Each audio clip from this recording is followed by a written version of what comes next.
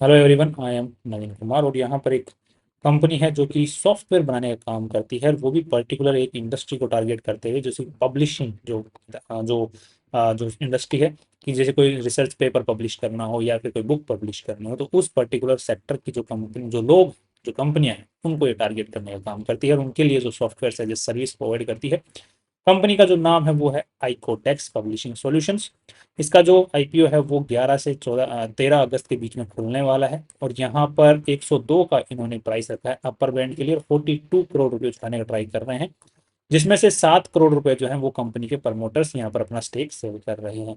बाकी 32 करोड़ रुपए जो है वो कंपनी के पास में जा रहे हैं। नेक्स्ट यहाँ पर जो कंपनी वैल्यू लगा रही है खुद की, वो लगभग 160 करोड़ रुपीज लगा रही है।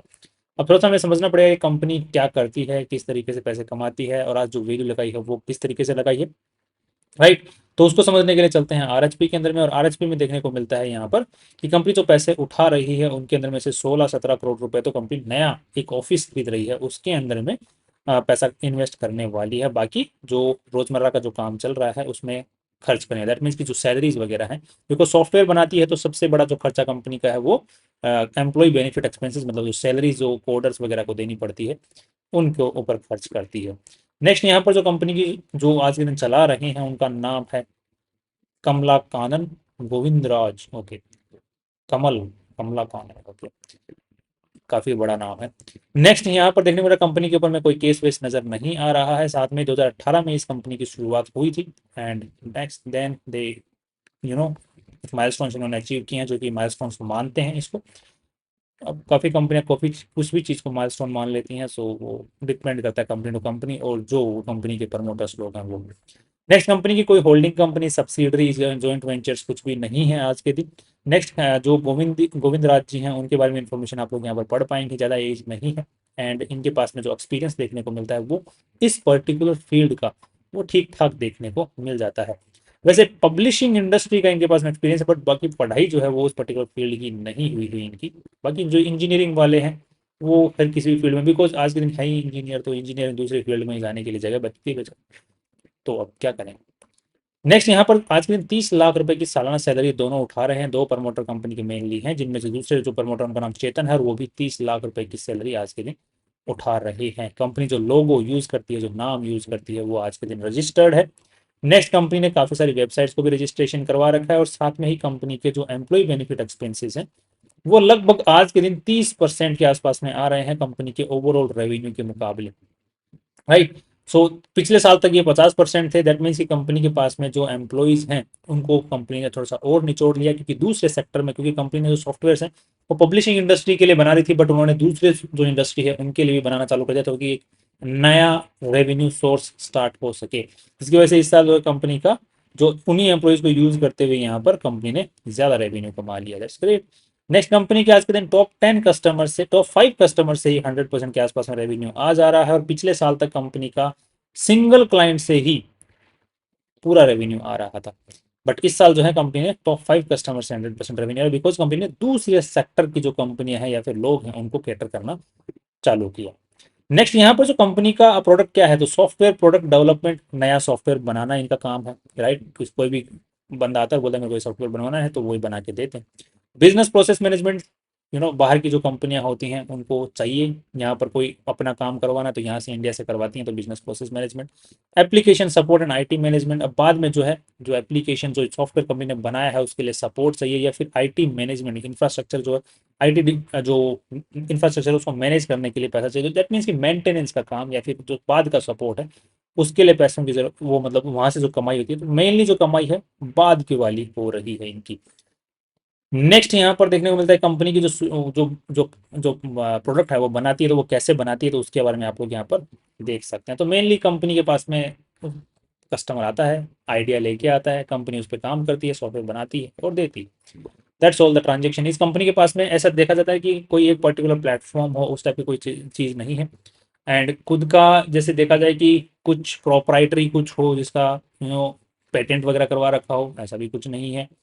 सिक्योरिटी वगैरह सिस्टम में नहीं है कंपनी के पास में, नॉर्मल है, क्योंकि आज के दिन कोई भी अगर बड़ी कंपनी है, थोड़ी बहुत फर्म है, तो वो आराम से एआई का यूज करते हुए ऐसे काम करवा सकती है।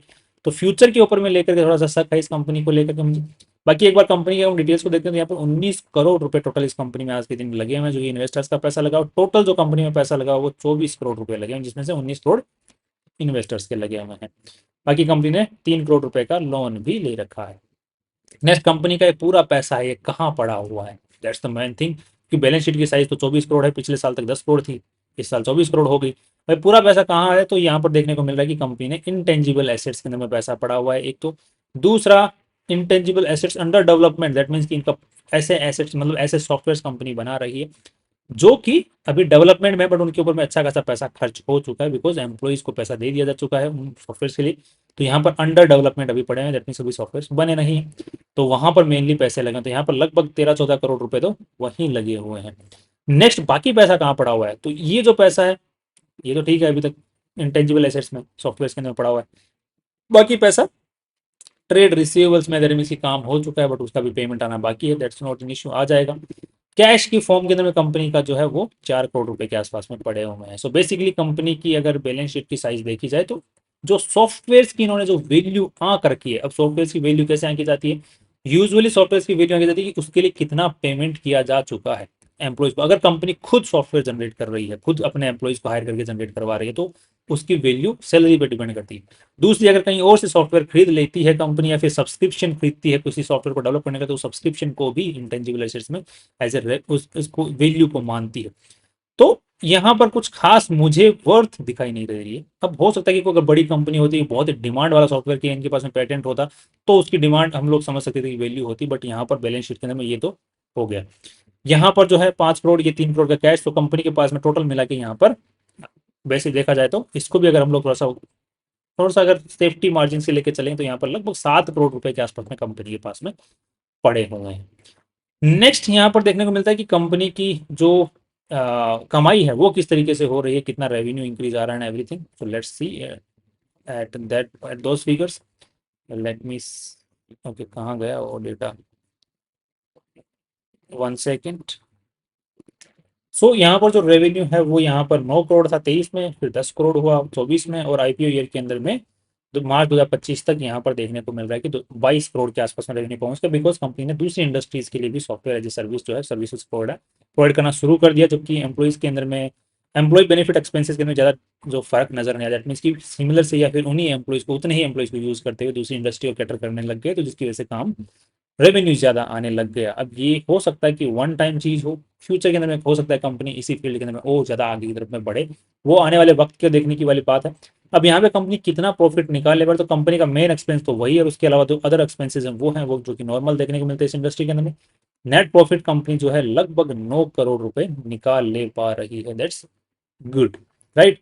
अब यहाँ पे कैश फ्लो की अगर हम लोग बात करते हैं, तो कंपनी ने क्या कैश फ्लो भी जनरेट कर रही है, तो उसको भी एक बार थोड़ा सा हमें देखना पड़ेगा, राइट। तो यहाँ पर ग्रोथ तो ठीक ठाक देखने को मिल रही है 2023 से 2024 के मुकाबले, but company, the point is कि आईपीओ ईयर के अंदर में ये चीज हुई है, तो ये हो सकता है कि वन टाइम फ्लिंग हो, तो यहाँ पर पूरा का पूरा इस चीज पे भरोसा नहीं किया जा सकता। दो कंपनी के जो नेट प्रॉफिट्स हैं वो ठीक ठाक यहाँ पर पास्ट ईयर्स को देखते हुए बनते हुए दिख रही है, दैट्स गुड। अगर हम लोग कैश फ्लो को भी देख लेते हैं, कितना कैश हाथ में आ रहा है, तो यहाँ पर देखने को मिलता है कि कंपनी का जो कैश है, एक सेकेंड, ये ऑटोमेटिक शीट कहाँ पहुंच जाएगी, ओके ओके। यहाँ पर कैश देखने को मिल रहा है कि कंपनी ऑपरेटिंग एक्टिविटीज से यहाँ पर लगभग cash flow from extra ordinary and investing and operating activities, okay यहाँ पर ऑपरेटिंग एक्टिविटीज खत्म हो रहा है, this one cash flow before extra ordinary, okay. तो 6 करोड़ का कंपनी ने यहाँ पर ऑपरेटिंग एक्टिविटीज से कैश निकाला है, जनरेट किया है। अब यहाँ पे पैसा अटक नहीं रहा है, कंपनी का ज्यादातर पैसा जो है ऑपरेटिंग एक्टिविटीज में, मतलब कैश जो है हाथ में आ रहा है, दैट्स कोई तो वहां पर कोई इश्यू नजर नहीं आ रहा, तो that is a very good positive thing about this company over here, कि जो कंपनी कमाई कर रही है वो कैश की फॉर्म में आ भी रहा है। But the point is scalability, scale कितना कर पाएगी इस पर्टिकुलर इंडस्ट्री के अंदर, जहां पर अभी एआई आ चुका है, ऑलरेडी बहुत ज़्यादा कॉम्पिटिशन है, और जो आईटी सेक्टर के जो बहुत सारे लोग जो हैं अलग से अपना काम शुरू कर रहे हैं, बिकॉज जो बहुत सारी जो कंपनीज हैं, इंडस्ट्रीज हैं, वो फ्रीलैंसिंग के थ्रू अपना काम करवाना पसंद कर रही हैं, या फिर खुद ही एम्प्लॉयज हायर करके एआई का यूज करते हुए आगे बढ़ने का काम कर रही है, तो वहां पर ये कितना स्केल कर पाएगी। और आज के दिन कंपनी के पास में कुछ एसेट भी नहीं है, तो हम लोग जो आज के दिन कंपनी की वैल्यू दे रहे हैं 150 करोड़ रुपए, वो सिर्फ इस बात पे दे रहे हैं कि कंपनी के जो लोग हैं वो पैसा जनरेट फ्यूचर में करेंगे, सिर्फ इस फेथ के ऊपर में कि हाँ करेंगे।